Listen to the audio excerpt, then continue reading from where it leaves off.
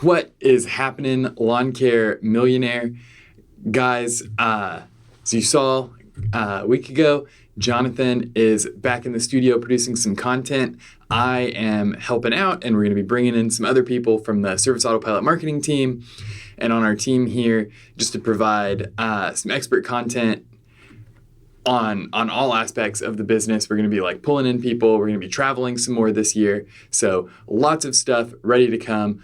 I am back in commission, as you saw in some of the comments on last week's video asking where we had been. I had a little bit of an accident with a table saw right after Christmas, working on a late Christmas gift for someone, and had to have surgery and was kind of out of the edit bay for a little bit. Had to still take care of stuff that I do for Service Autopilot. And so I was just moving a little slower than usual. So we are back in the studio, back making content. I am out of my brace, full use of both hands again. So best case scenario for running your hand through a table saw. Anyway, as you saw in the headline, what I want to talk to you today is about how to maximize your spring sales rush.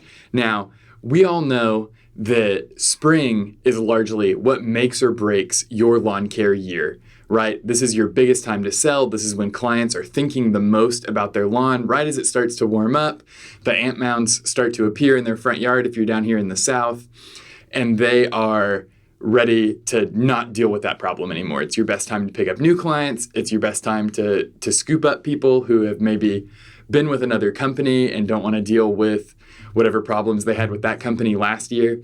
So this is the best time to pick up brand new to you clients. And I kind of went through old stuff that we have on the LCM channel, went through stuff on the Service Autopilot blog, and just wanted to put together some of the best strategies that I think that you could put into your business, plug in, and hit the ground running this spring and have a great selling season. So just real quickly here, the number one thing that you need to do during your peak selling season is always answer your phone. We never want a call that's coming in from a lead during this period to go to voicemail. So I know it's hard when you like run a service business to always put yourself in the shoes of the customer, because like you probably have friends in a lot of other industries. When you need something like this done, you're either like a do-it-yourselfer, like I am, or you call a friend and you get on their list, you get taken care of when you need plumbing or whatever it is. The average consumer, when I don't know someone and I need help with something, like this is exactly what I do. I Google search, I look at a few reviews, and I call the first person. And if I don't get someone on the phone, I call the second person. Like I have a to-do list of things I'm trying to get done. This is on there. I've set aside the time to check it off right now. To be honest, like the customer isn't wanting to operate on your schedule. They want to take care of this when they want to take care of it. So the biggest thing that we can do is to make sure that phone gets answered. And if you can't guarantee that you're going to pick up the phone, then you're going to need to hire like an office assistant. And I'll put up here in the corner, Jonathan has quite a bit of content around hiring your first office assistant if you haven't done that already. We want to make sure that that person is empowered to be able to make estimates. So if you need to build some pricing formulas out for them, obviously, that's something that you can do inside Service Autopilot if you're using Service Autopilot. But we need that person to be able to close that deal over the phone. If we have every single new customer going through the owner of the business, it's not scalable. You're never going to be able to grow to the size that you want to be if you're having to touch every single customer. So that's your first option, is you can hire an office assistant to make sure that phone gets answered. Your second option is to hire an answering service. Now, this isn't like any answering service will do, because if you have someone pick up the phone who can't send out an estimate, can't give any information about your business other than like generic contact info, and can't answer any questions, then like what was the point? You just sent them to a more expensive voicemail. So you want to work with like a virtual office type setup. There are a lot of these companies out there that can actually integrate into however you run your business. They're able to create and send estimates for you. they're much closer to having an actual office assistant than your traditional, like, hi, this is a generic answering service. No, I can't actually help you, but I will have someone call you back. That's not any better than going to voicemail. So, office assistant, virtual office assistant, whatever makes the most sense for your business, for the way that you want to operate. Bottom line here is take people's money when they want to give it to you. They are calling because they want this checked off their list. Do not put obstacles between them becoming a customer and the rest of their day, right? We talk about this a lot in the marketing department as like greasing the funnel, not putting obstacles in the funnel. Anything that we put as an obstacle is a jumping off point for people. They'll get some traction as they're sliding down the funnel, and they'll stop and they'll jump out. And maybe, that could be like they decide, it's not worth it. I'll just go ahead and mow the yard, and they'll put it off another week and they won't think about it. Or they'll call somebody else and somebody else will get that business that you could have gotten. All right, so answer the phone. Number one thing you can do to maximize your spring sales strategy is to not drop the ball in the last 10 yards. Next, you want to look at what you did last year. However you tracked your marketing results last year, and for some of us, this is going to be like, what do I remember working the best? And that's fine for now, but we want to get some like more robust tracking so that you know, like, okay, this flyer converted really, really well. So we want to like double down on putting it out this year. Whatever you've got as far as information to track that. I'm looking down at my notes here. So if you know that like, okay, this door hanger brought in 60, 70, 80 clients last year, then we know that it works, and you could tweak it and try to make it better. But you could also look at, okay, where could there be problems a little bit deeper down in my funnel that create obstacles? And that's the phone call that we've already talked about. Did you drop the ball on follow-up? Like you talked to them on the phone and they were someone who was going to get multiple quotes and you didn't call them the 3 or 4 more times that it was going to take to get a yes, or you didn't email them the 3 or 4 more times that it was going to take to get a yes. We want to make sure that whatever we're doing that gives people this jumping off point, that we're kind of filling those holes this year. So you want to take the strategies that you know worked last year during selling season and double down on them. And that also means like getting rid of strategies that weren't very effective, didn't give you a great return on your investment. So going back to our door hanger example here, if you know you have a door hanger that converts in your market, then maybe you need to invest in giving somebody who already works with you some more hours to do like more extensive 9-arounds along a route. Maybe you have a guy who his job one day a week is to hop in the truck with a crew and flyer as much of the neighborhood as he can get done while the crew is working. Anything you can do to invest in things that you feel confident are going to work again, let's invest in those more so that you get a bigger bang this year. So look at those strategies that did the most for your business last year. See how you can double down on them this year, invest more in them, make them better, tighten that funnel up.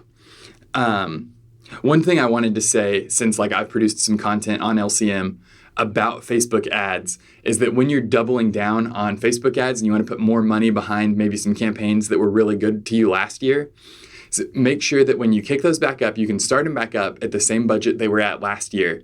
But make sure that when you go to put more money behind them, you don't increase that budget by more than 50% every 3 days. You just want to give Facebook a chance to get used to having that extra money as it tries to seek out more people that should see the ad or figure out like which kind of people convert. You can end up throwing away money if you try to scale it too fast. We want to double down on strategies from last year. Thirdly, we want to revisit those attainable goals that we set. This was like what I talked about at the end of 2019, setting goals for 2020. As you get into selling season, as you're looking at these goals, and go watch that video again if you haven't seen it, because I talk about how to break down big goals into bite-sized chunks that feel attainable. But if you are comfortably hitting your goals, then it's probably time to revisit them and see if, maybe we need to like challenge ourselves a little bit, push the team a little bit harder, we can get some more results. If it feels really easy, then it's just like being in the gym. If it feels really easy, then you're probably not going to get a lot of benefit out of the back end. It's time to start considering those stretch goals. Like, what can we do to like really push? What would take us from like, yes, this was a satisfying year, to like, oh my gosh, this was a great year. Like, this was a banner year for us. Start pushing toward pulling all of your levers, getting everything out that you can, because like we said at the beginning of this, for most lawn care businesses, spring is that peak selling season that kind of sets up your year for success or failure. Finally, we want to take that idea that I just talked about, the idea that spring is the best selling season and you'll never recover if you have a bad spring, and talk about not taking our foot off of the gas pedal. And we're going to produce more content around this idea throughout the year to keep you pushing and to remind you of this conversation we're having now, so that you can push harder and harder as you go. Don't let the spring selling season define you, and don't assume that because on the first phone call you had with a lead, when they converted into a client, maybe they said no to some upsells you were offering, they said no to the fertilization and weed control package, they just want basic maintenance, whatever it is they said no to, don't take that first no. But right before you're going out to do whatever service, like as it becomes relevant, you're going to do your first round of fertilization and weed control treatments. Give them a call and let them know, or send an email. They're like, hey, we're starting to build our schedule for this. We just wanted to extend one more offer to you that we can take care of this. We can make your lawn look even better than it looks now. You can continue to grow your business with your existing client base throughout the year. So another thing that could be really good, if you do a little bit of like plant installs or whatever, like before that first visit, you've already closed with this client. They've already given you their first yes. Get them on the phone one more time, send them an email, just extending an offer to put a little spring color out in those first couple of visits with them. Just anything you can do that's not going to put a strain on your business, but is a profitable service you already offer. Go back and hit these people 1, 2, 3 more times, and then continue throughout the season. This is how you close more deals, you get more value per client, which makes your business healthier overall. It's always important to remember that it is so much cheaper to sell something to an existing client than it is to bring in an entirely new client. It is much more expensive to go out, pay the labor for door hangers, pay the labor to do the back and forth phone calls. If you have a system where you can like automatically send out these upsell emails one more time to anybody who hasn't opted into this service, like that is killer. So make sure you're doing that. Don't turn off your sales pipeline too early. It should always be going. You should always have an opportunity to upsell right on the horizon that you're gunning for. You can set those big goals around those things as well throughout the year to keep things challenging so that you're not resting on your laurels the rest of the year. Those are the ideas that we've put together to help you maximize your spring sales growth.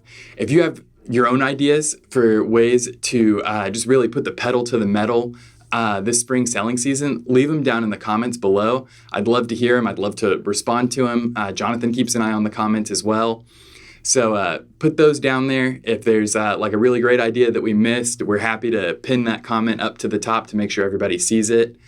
And then also, if you have questions for upcoming videos, we'll be collecting your questions to do some Q&A sessions throughout the year. So make sure to leave those questions down in the comments. They don't have to be about this video. They can be about, anything you want to pick Jonathan's brain about. Leave that down there as well. And as always, it's YouTube. Like, subscribe if you're not subscribed already. You can always click the bell notification so that you get, YouTube will tell you when we're premiering a new video. As always, thanks so much for watching. We're so excited about what 2020 is going to bring to Lawn Care Millionaire, and we are hoping that we will have more ideas to make you a Lawn Care Millionaire.